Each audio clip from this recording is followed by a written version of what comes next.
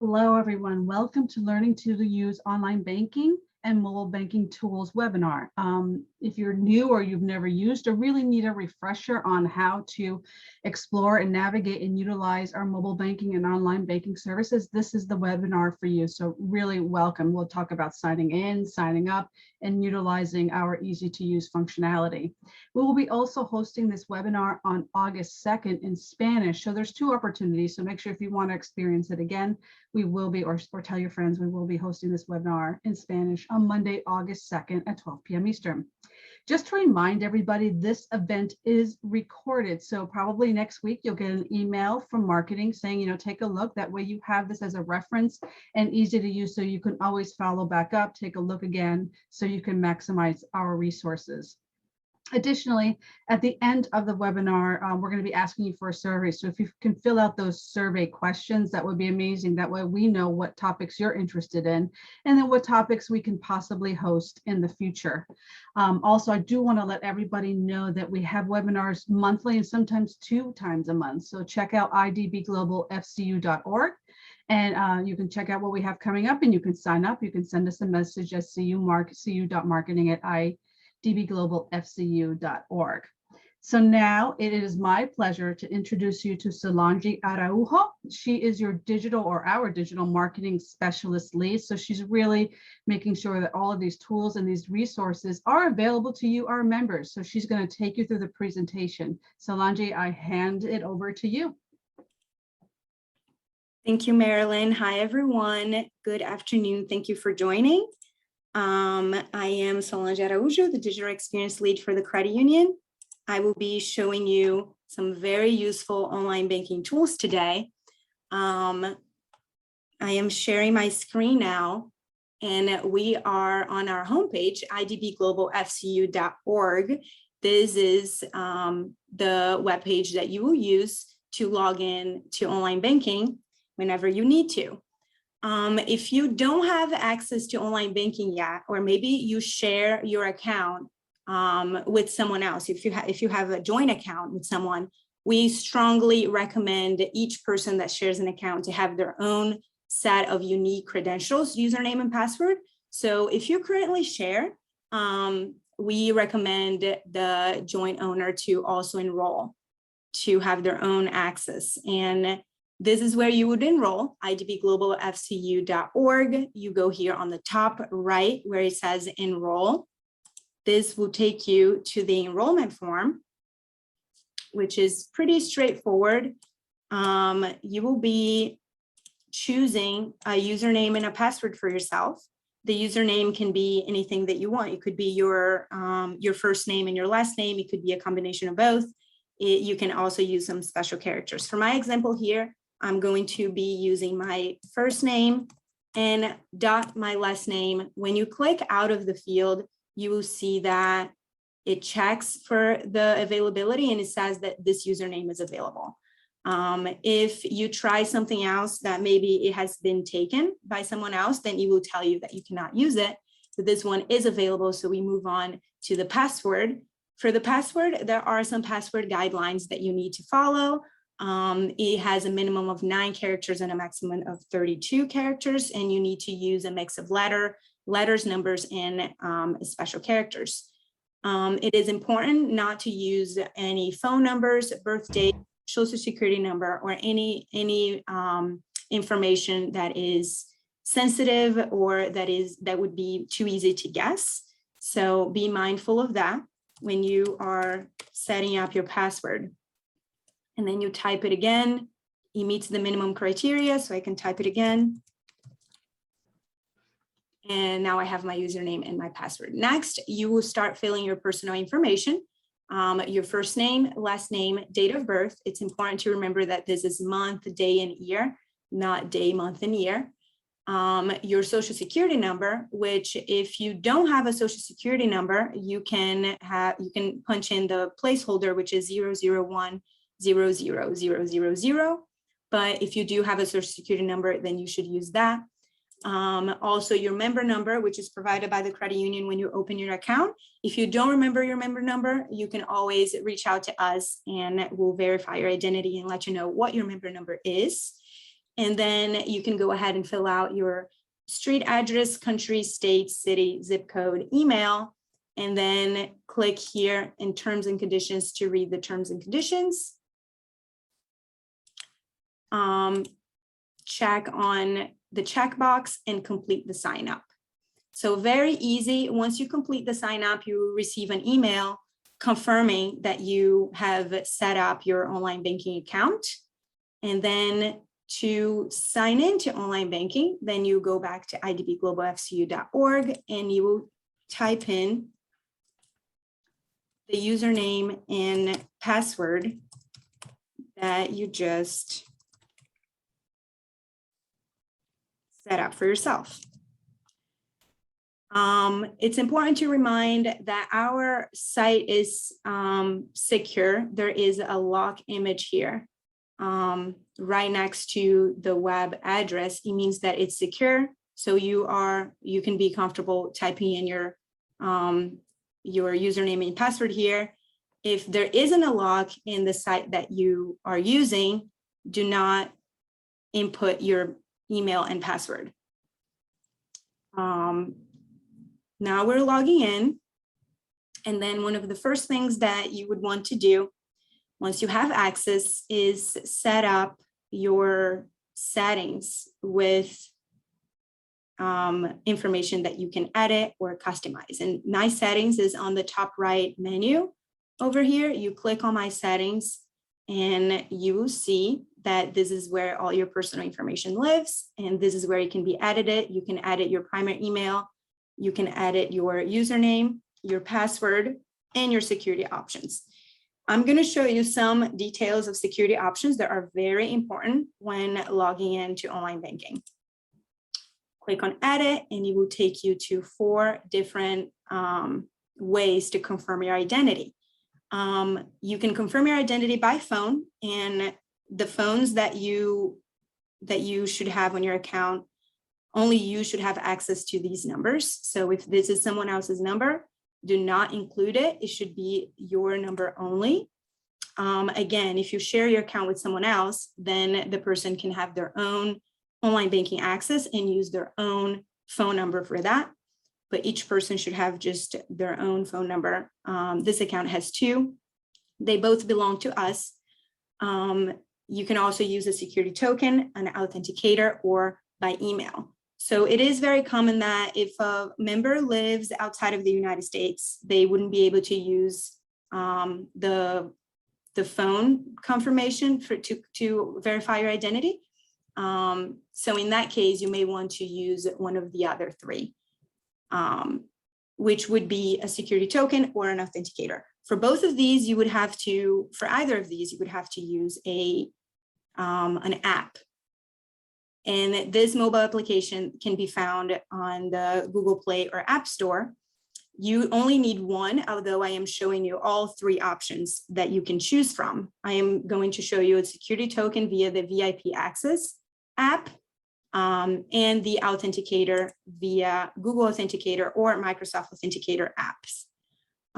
Some of you already have the Microsoft Authenticator app. So in this case, all you need to do is just turn it on. If you don't have any of those apps yet, and you would need these apps to authenticate when logging in, then you would download these apps and then use them. So for VIP Access, you have to go to the App Store or Google Play and download the app VIP Access. And then VIP Access will give you a credential ID that is unique to your device.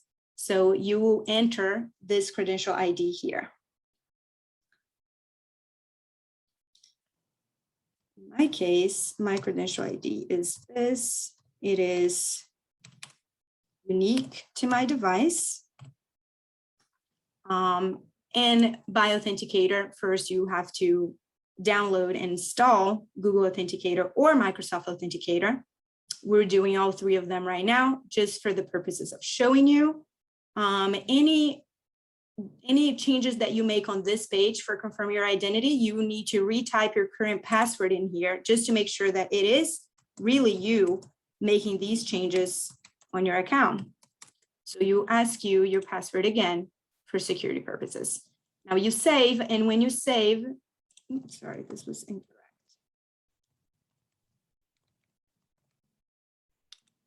When you save, it will show you here a QR code. And this QR code is what you'll be using in either of the apps that you choose to use to authenticate yourself. Now we'll be sharing my mobile screen so that you can see what that looks like. The app. Here I have VIP access. So the credentials that I entered on the previous page that you saw was the one on the top. And then the number in the middle, the security code, is the code that you would be using to sign up, right? On the top, on the bottom right, you will see a plus sign, which is what you would use to do the credentials. So now it's showing me.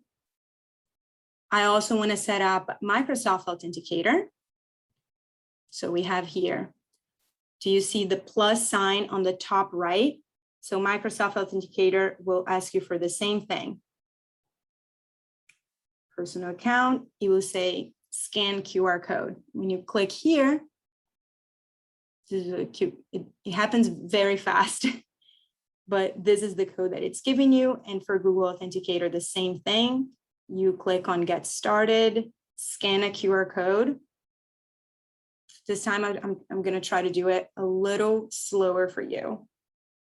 So this is where you point, and then it automatically picks up on that and it shows you the code.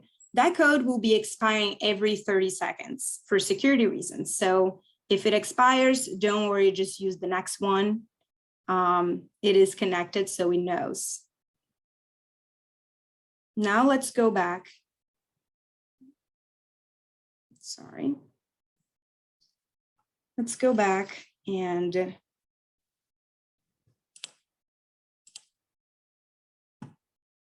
me show you how this authentication works. So let's say you are logging in from a different device that is not the device that you usually log in to your online banking account.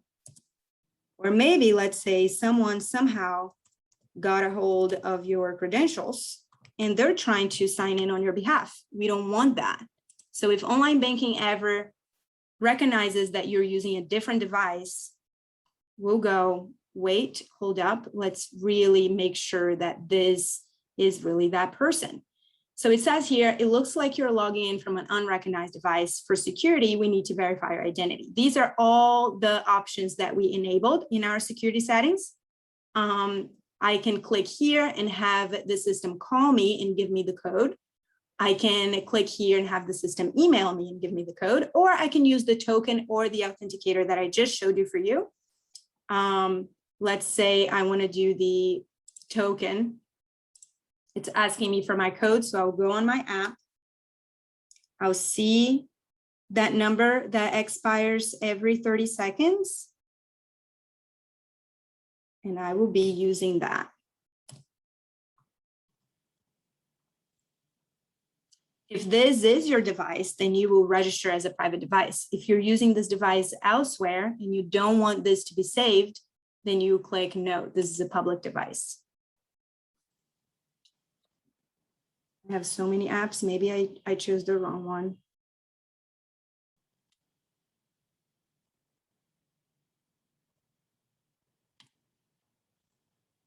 Let's try this one. Nope, then it must be Google. Again, this will not happen if you only have one, because I am showing you all of them, then my access probably got a little confused. Nope.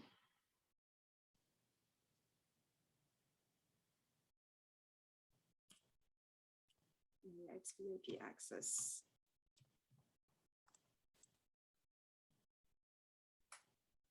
There you go. Now that I'm logged in, system made sure that it was me. Now I'm logged in.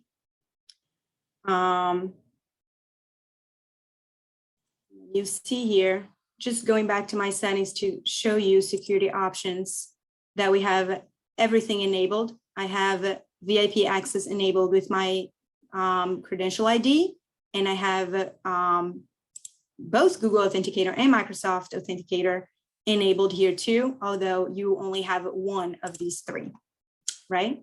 So let's go back to my accounts. Now I want to show you how to order checks. If you need checks and you don't yet have them, you navigate to additional services down to check order. This is where you go to order your checks. It will take you to our ordering page. You go continue. And here is how you order a check. Your first checkbook, which contains 100 checks, is free if you select our standard branded checks. There are some things that you can customize on your check, and one of them is your address, for instance. We would be sending you 100 checks. If you think that you're not going to be living at your address for a really long time, or maybe if you just don't want to display your address on all of your checks, you can easily just delete it.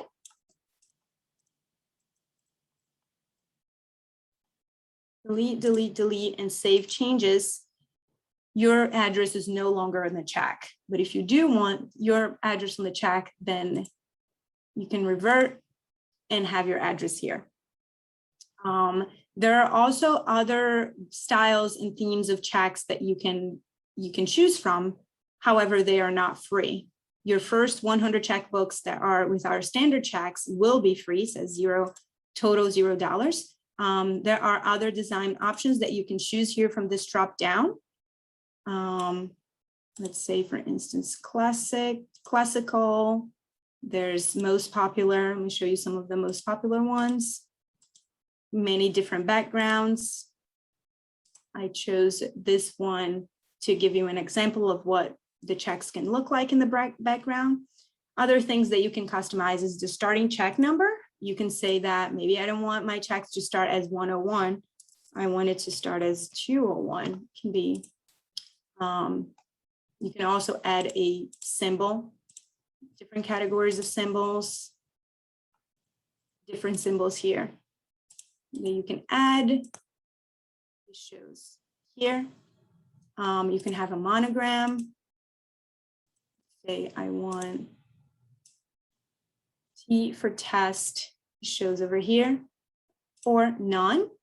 And then you can also have a message. You can have a standard message and choose from the drop-down message categories and what the message would be. There are different messages for this theme. And then you will show here, you can also add an additional signature line or remove it. So these checks will incur a cost. This one, for instance, is $24. Other themes have different prices. Our branded checks live in the category exclusives. So let's go back to that. This one is free. You can go and confirm and next. And then when you confirm and check out, the checks will be mailed to your address that you have on file with us. If this is not the address that you want the checks to be sent to, you can go ahead and add a different address.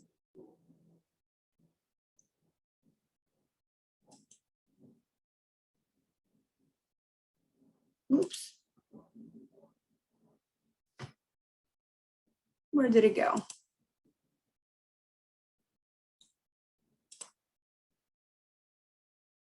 Oh, here we are.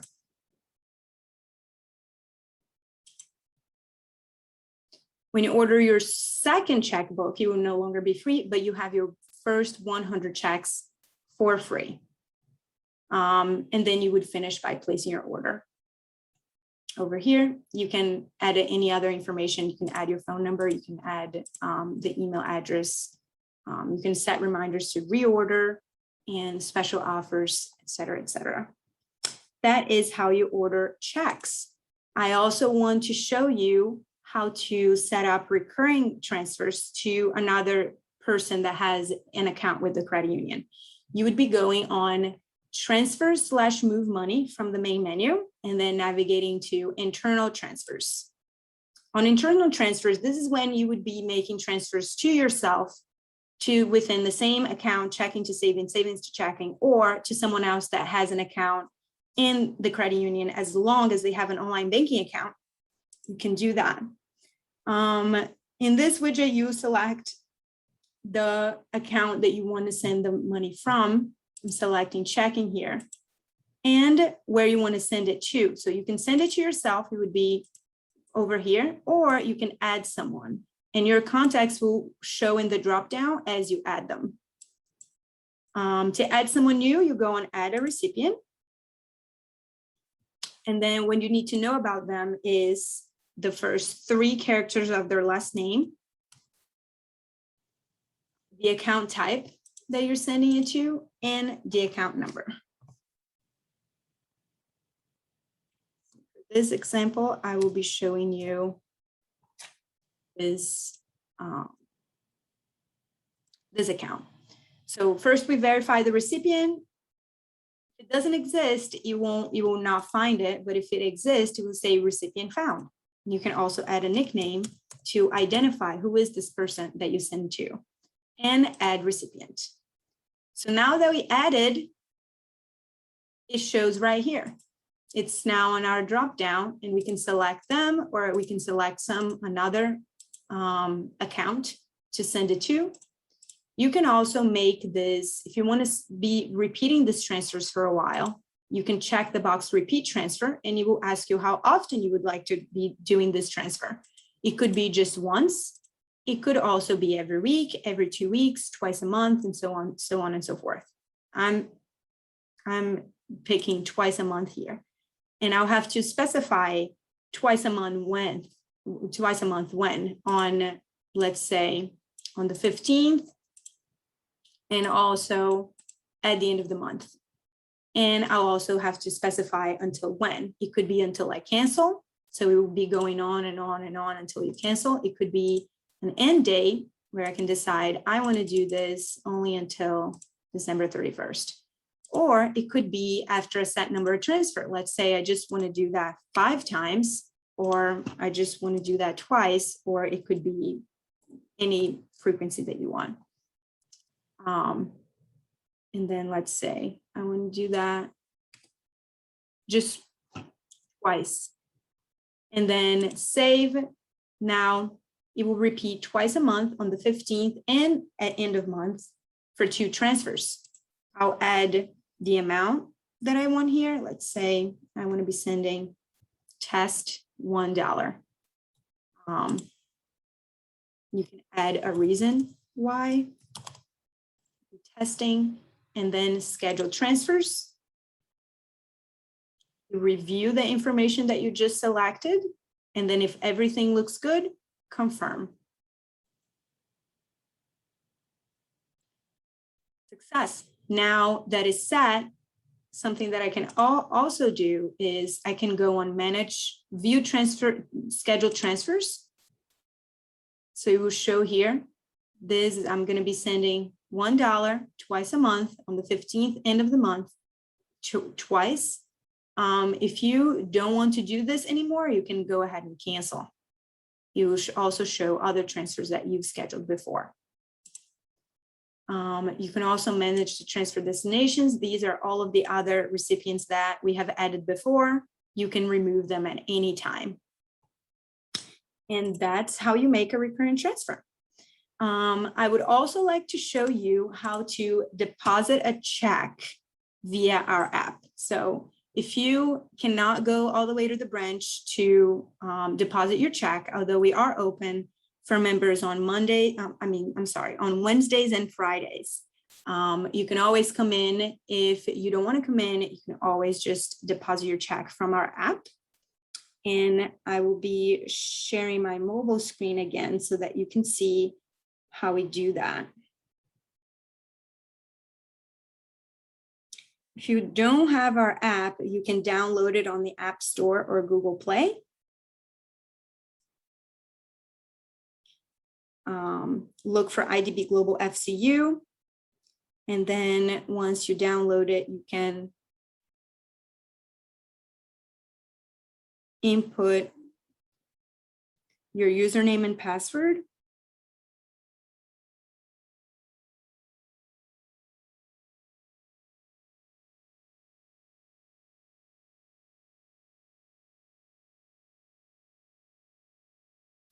Log in. Now where you see this, the menu on the bottom where it says accounts, make a transfer, bill pay, find a check deposit. This is where you would be going to deposit a check. So first you will select the account that you want this check to be deposited to. I'm selecting checking account. You also specify what is the amount on that check. For my example, I have a check made for $1. And then you will click on the camera icon to take a picture of the check. So this is a test check that I have here. You can turn on auto capture to take a picture of the check automatically of the front. You also have to take a picture of the back of the check where you will endorse it. You have to write your name, write your account number, and write for mobile deposit only. And if the picture is not being automatically taken, you just tap lightly on the screen to take the picture. Now that we have both the front and the back of the check, you go on and deposit.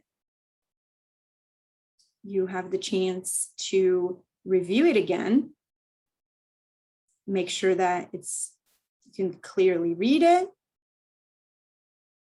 and then deposit. Successful. Your deposit has been successfully completed. You also receive an email confirming that you're depositing this check. Sometimes it will say successful deposit, but if there's any information that does not match and that prevents the check to be deposited, you also have get an email asking you to try again. So this is how to deposit a check via our app.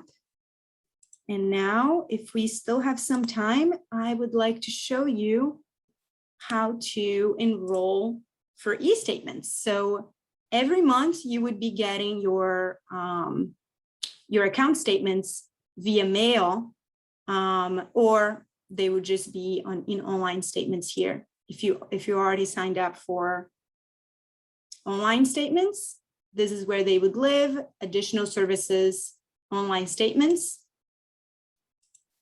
Continue means that you agree, and then all of your account statements month by month will be shown here. And this is where you would be checking or unchecking for receiving them via mail or not receiving them via mail. Default is to not receive them via mail. So if you like to start receiving them via mail, you would come here and uncheck this box. Otherwise, it would be checked automatically so that you can receive them only digitally, so that this is where they would live. We are going to show other tools for online banking in another webinar that we'll have. I'll be showing you money management, Zelle, credit scores. One thing that I would like to show you that I skipped by accident is the part for login authentication. We also have a page here with a guide that shows you step by step how to set up authentication on your device. So it's what I showed you, but in a step by step with screenshots. That is also really useful. So if you didn't follow, you have access to this recording, but if you didn't follow, you can always go here on products, login authentication, and follow the guide. And that's it. If we have any questions, we will be responding to them. Back to you, Marilyn. Thank you, Sol. Great presentation. Thank you for showcasing all of those great enhancements, products, and tools that are available to our members. I do want to remind everybody, if you do have questions for Sol, to please include them in the Q&A chat bubble at the bottom. It's the one with the two little bubbles. But I did see one question in the chat, Sol, that I'll serve to you. One was talking about Zelle. So you did mention that the new app, you will be demoing that in an additional presentation, I believe, on the 4th. Next week, where you'll go over that new app functionality. And then another question for you is, can you deposit a check directly through the computer, not a cell phone? The answer for that is no. You would have to use your cell phone. You have to deposit your check and take the picture of the check through our mobile app. So that cannot be done on the computer. It can only be done via the app. Now, you can have the app in a different device. If you have maybe a tablet, an iPad, or anything else where you could have that app and that it has a camera, then you can deposit your check that way, but not through a desktop computer, no. And yeah, I will be elaborating more on Zelle on our next webinar on August 4th. Zelle, money management, credit scores, other different features. Awesome. And then there's another one that came through on the chat. If you have more than one account, can you enroll for online banking for one of the accounts only? So I don't know if you want to, can you enroll for online banking for one of the accounts only? If you have more of one account and you have a different access for each one of them, so most people now will see all of their accounts in just one online banking access. If that's not the case, then you can enroll for both. Yes, you can enroll, you can have one online banking account for each account that you have, but most likely you are able to see all of your accounts with just one access. But most importantly, if you share your account with other people, then they should have their own access, meaning they should have their unique set of credentials, username and password that are unique to them and that are related to their own email and their own phone number and their own personal information. That's very important. All right, so we're around for a few more minutes. If there's any additional questions, we will be sending out the invite soon for the next set of webinars, which will be next week. And also make sure that you check out our website to register if you want to hear this in Spanish again. Two of our other employees will be presenting in Spanish on Monday. And also, again, you'll get the recording next week. As a friendly reminder, please fill out our survey that will be sent to you today. And I think that's it. You'll get the event recording next week. So if there's nothing additional, I'm just checking the Q&A right now. I don't see any additional questions. Please feel free to email us at cu.marketing@idbglobalfcu.org. Sol, wonderful job. Thank you for sharing your insights. Thank you, everyone.